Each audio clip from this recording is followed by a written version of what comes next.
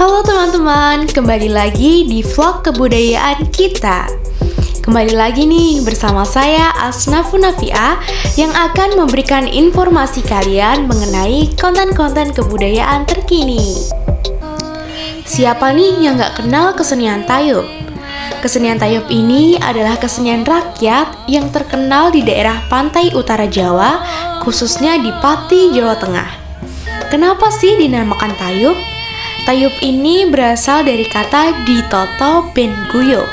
Maksudnya, tarian ini diatur secara baik agar terwujud kerukunan dan juga bisa diartikan sebagai bersahabat dengan rasa persaudaraan tanpa persaingan. Wah, benar-benar kesenian rakyat yang mengutamakan persaudaraan ya. Sedangkan kata tayub menurut etimologi rakyat Pati dikromobosokan berasal dari kata ta'uyub yang berarti diminum. Maksudnya, orang yang haus akan merasa segar kembali setelah minum air. Tayub ini juga berfungsi sebagai refreshing atau penyegaran kembali untuk masyarakat. Ada banyak sekali dongeng asal mula tayub yang beredar di masyarakat. Namun, ada salah satu dongeng yang dipercaya oleh salah satu tokoh tayub di Pati, yaitu diceritakan ada seorang putri raja dari negeri Purwacerita yang bernama Prabu Kano. Sang Prabu termasuk penganut agama Brahma yang sangat kuat. Dalam ajaran Brahma yang disebut Badudakan, mengharuskan diadakannya jamuan tarian berpasangan antara laki-laki dan perempuan dari kedua belah pihak keluarga pada pesta perkawinan. Mereka harus menari secara berpasangan bersama-sama. Dari dongeng ini juga bisa dibuktikan pada relief Candi Borobudur.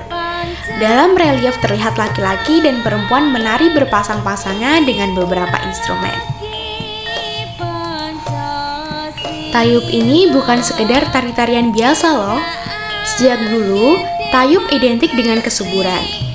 Pada awal kelahirannya, tayub merupakan bagian dari ritual-ritual masyarakat yang berkaitan dengan kesuburan. Penyajian tari tayub ini diyakini memiliki kekuatan magis simpatesis dan berpengaruh terhadap upacara sesembahan tersebut. Seorang ledek atau sebutan untuk penari tayub dianggap memiliki suatu berkah. Seorang ledek dengan berkahnya dianggap dapat menyembuhkan orang sakit. Dalam pernikahan dianggap dapat membantu pengantin agar cepat mendapatkan keturunan, dan dalam ritual sedekah bumi, ledek dianggap sebagai perwujudan danyang atau leluhur desa yang dapat memberikan kesuburan tanah. Masyarakat desa percaya bahwa kesuburan tanah dan perkawinan tidak cukup hanya melalui sistem penanaman baru, tetapi juga perlu diupayakan lewat kekuatan-kekuatan tak kasat mata.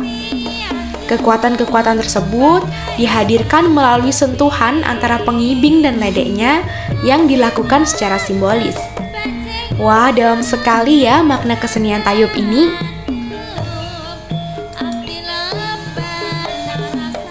Pertunjukan tayub ini biasanya berlangsung pada malam hari, pada pukul 9 malam dan berakhir pada pukul 2 pagi.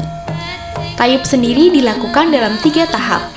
Pada tahap pertama dilakukan kelenengan, atau pengiring menabuh gamelan dengan nyanyian Jawa untuk mengundang masyarakat. Setelah itu, ledek akan membawakan 1 atau 2 lagu untuk menandakan bahwa tayub akan segera dimulai dan dilanjutkan dengan gambyongan.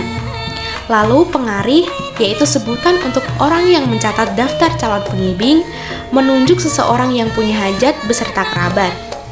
Pada tahap ini, ledek dan pengibing akan menari bersama. Gerak yang digunakan spontanitas yang mengarah ke gerak putri gaya Surakarta.